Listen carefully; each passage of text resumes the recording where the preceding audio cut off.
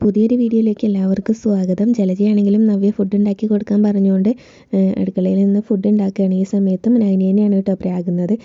ഇങ്ങനെ പറയുന്നുണ്ടായിരുന്നു, അമ്മായിയമ്മ പറയാത്ത താമസം ഒരുത്തിയാണെങ്കിൽ അവളുടെ വീട്ടിലേക്ക് പോയി, അവളുടെ ഭർത്താവാണെങ്കിൽ ഭാര്യ സുഖിച്ച് അവളുടെ വീട്ടിൽ നിൽക്കട്ടെ എന്ന് വിചാരിച്ചിട്ട് അവിടെ തന്നെ നിർത്തിയിരിക്കുകയാണ്. ഇതിപ്പോൾ എല്ലാം കൂടെ എൻ്റെ തലയിലായല്ലോ. നേരത്തെ ആണെങ്കിൽ ഇങ്ങനെ ഡൈനിങ് ടേബിളിൻ്റെ മുന്നിൽ ചെന്നിരുന്ന് ഭക്ഷണം കഴിച്ചാൽ മതിയായിരുന്നു എന്നൊക്കെ പറഞ്ഞ് ദേഷ്യത്തോടെയാണ് കേട്ടോ ഓരോ കാര്യങ്ങളും ചെയ്യുന്നത്.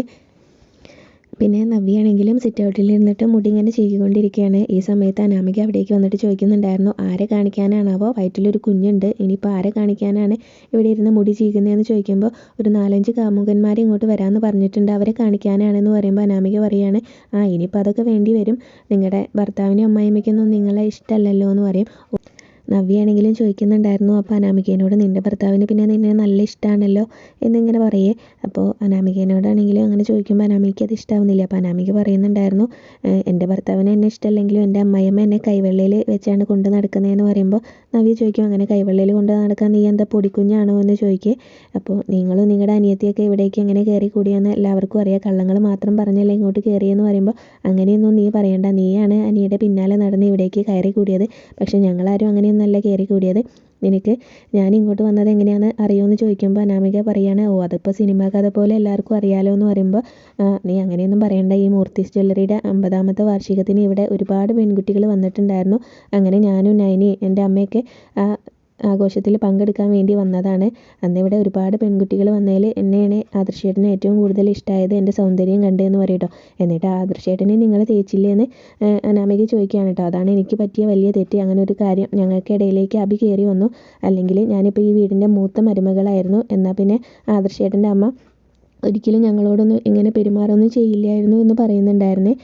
പിന്നീട് അനാമികേനോട് നവ്യ പറയാണ്, നിൻ്റെ ഈ ജീവിതം ഞാനും എൻ്റെ അനിയത്തി എൻ്റെ അമ്മയ്ക്ക് നിനക്ക് ദാനമായിട്ട് തന്നാണെന്ന് പറയുമ്പോൾ അനാമിക ചോദിക്കും, നീ എന്താടി പറഞ്ഞതെന്ന് ചോദിക്കട്ടെ. അപ്പോൾ നീ വല്ലാതെ അങ്ങ് പറയൊന്നും വേണ്ട, എൻ്റെ നന്ദു എന്നൊരു യെസ് അനീനോട് മൂളിയിട്ടുണ്ടായിരുന്നെങ്കിൽ എൻ്റെ നന്ദു ആയിരിക്കും ഇപ്പോൾ ഈ സ്ഥാനത്ത്, നിൻ്റെ സ്ഥാനത്ത് ഇവിടെ ഉണ്ടാവുക, നീ ഒരിക്കലും ഇങ്ങോട്ട് വരില്ലായിരുന്നു എന്ന് പറയേ.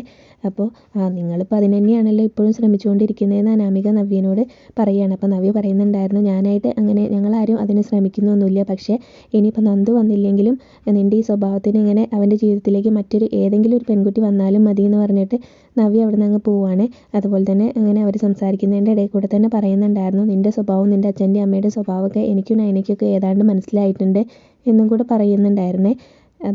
അതും കൂടെ ഒക്കെ കേൾക്കുമ്പോൾ അനാമികയാണെങ്കിലും ആകെ ദേഷ്യം വരികയാണ്. അനാമികയാണെങ്കിലും ദേഷ്യത്തോടെ അവിടെ നിൽക്കുകയാണ്. പിന്നീട് ഫുഡ് കഴിക്കാനായിട്ട് പോയിരിക്കുന്നത് ആദ്യം അനാമികയാണ് കേട്ടോ. അപ്പോൾ ജലജ ഉണ്ടാക്കിയിട്ടുള്ള ഫുഡാണ്. അനാമിക നല്ല മണമൊക്കെ വരുന്നുണ്ടല്ലോ എന്ന് പറഞ്ഞിട്ട് അത് എടുത്ത് കഴിക്കാനായിട്ട് നിൽക്കുമ്പോൾ പെട്ടെന്ന് തന്നെ നവ്യ അവിടേക്ക് വന്നിട്ട് അത് എടുക്കണ്ടെന്ന് പറയാം കേട്ടോ. അത് എൻ്റെ അമ്മായിയമ്മ എനിക്ക് വേണ്ടിയിട്ട് ഉണ്ടാക്കിയതാണ്, നിൻ്റെ അമ്മായിയമ്മ ഉണ്ടാക്കി വെച്ച ഫുഡ് നീ കഴിച്ചാൽ മതി എന്ന് പറയും. അപ്പോൾ വേണമെങ്കിൽ ചോദിച്ചു നോക്ക്, നിനക്കുണ്ടാക്കിയ ഫുഡ് അതാണെന്ന് പറയട്ടെ. അപ്പോൾ ജലജേനോട് തന്നെ ചോദിക്കുന്നുണ്ടായിരുന്നു, ഇത് അമ്മ എനിക്ക് വേണ്ടിയിട്ട് ഉണ്ടാക്കിയല്ലേ എന്ന് ചോദിക്കുമ്പോൾ ജലജ അതേന്ന് പറയും.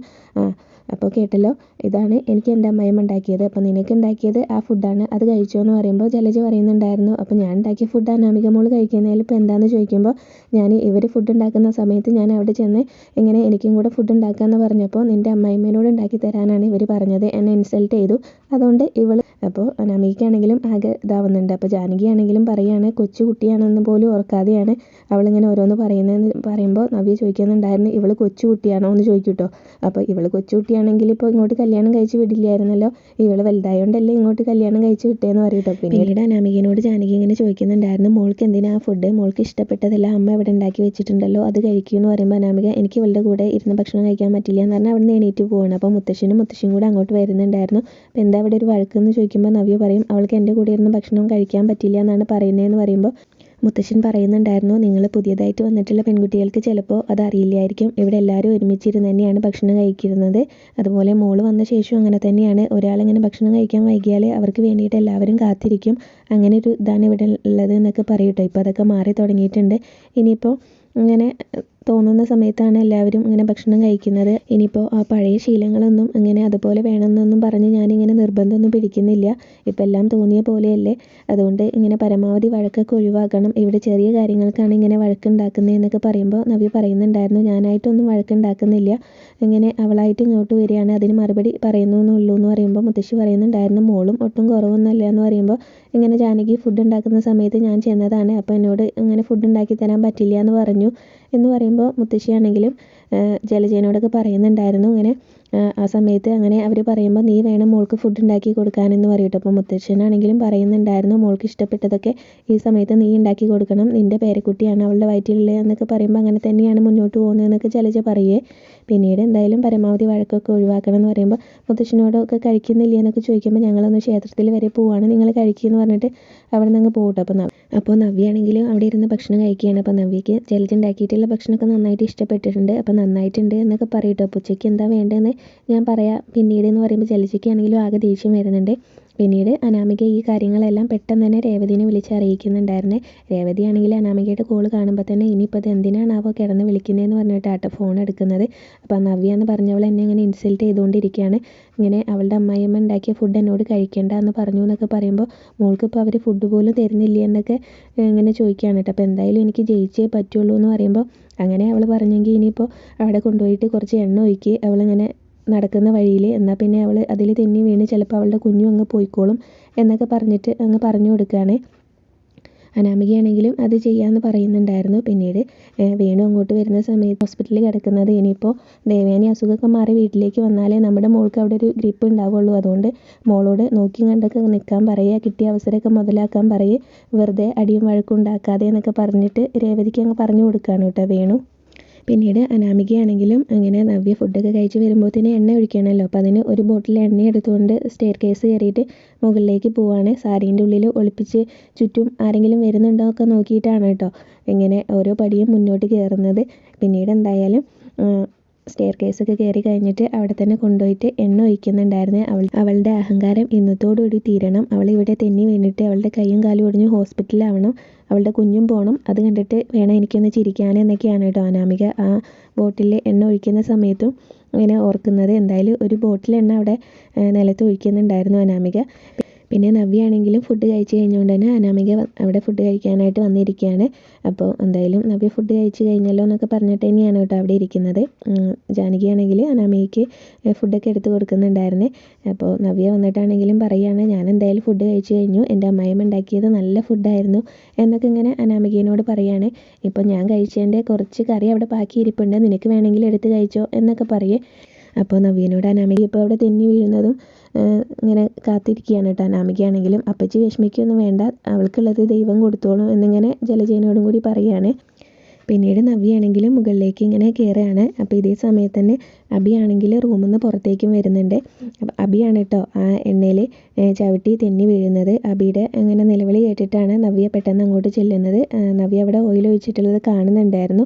അപ്പോൾ അതിന് വേണ്ടിയിട്ട് കിടന്ന് പറയുന്നുണ്ടായിരുന്നു. എന്തായാലും നവ്യ ഇങ്ങനെ എണ്ണയിലൊന്നും ചവിട്ടാതെ പെട്ടെന്ന് അബീൻ്റെ അടുത്തേക്ക് പോയിട്ട് അബീനെ പിടിച്ച് എഴുന്നേൽപ്പിക്കുന്നുണ്ടായിരുന്നു. ഇങ്ങനെ അബിയുടെ ശബ്ദം കേട്ടുകൊണ്ട് തന്നെ ജലജി അവിടേക്ക് വരുന്നുണ്ട് ഓടി. അപ്പോൾ ജലജിയും അവിടെ തെന്നി വീഴുകയാണ് കേട്ടോ.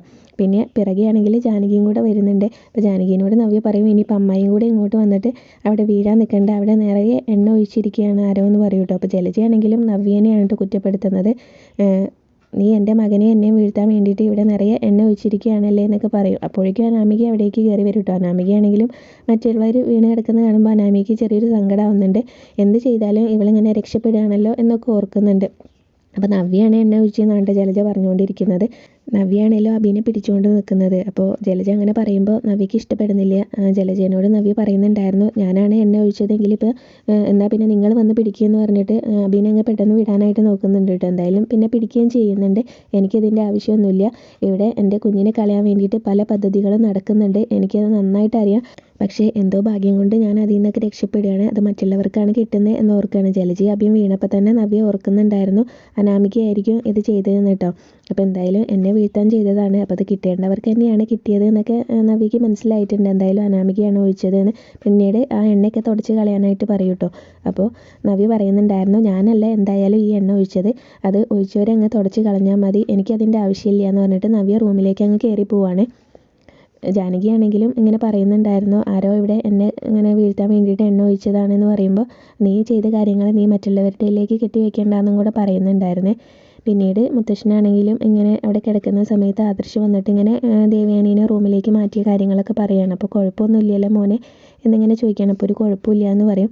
അപ്പോൾ ഇങ്ങനെയൊക്കെ നടന്നത് നല്ലതിന് വേണ്ടിയിട്ടാണ്, അതുകൊണ്ട് മാത്രമാണല്ലോ നൈനമോളുടെ രക്തം ദേവയാനിക്ക് സ്വീകരിക്കേണ്ടി വന്നത്, ഇങ്ങനെ കൊടുക്കേണ്ടി വന്നത് എന്നൊക്കെ പറയും കേട്ടോ. എന്തായാലും ഇനിയിപ്പോൾ അത് കഴിഞ്ഞില്ലേ, അതൊക്കെ കഴിഞ്ഞില്ലേ, ഇനിയിപ്പോൾ മോളെ തിരിച്ചു കൊണ്ടുവന്നൂടെ എന്നൊക്കെ ചോദിക്കുകയാണ്. നയനേനെ തിരിച്ചു കൊണ്ടുവന്നൂടെ, നയനേനെ കാണാൻ മുത്തശ്ശിക്ക് നല്ല ആഗ്രഹമുണ്ട് എന്നൊക്കെ പറയുക.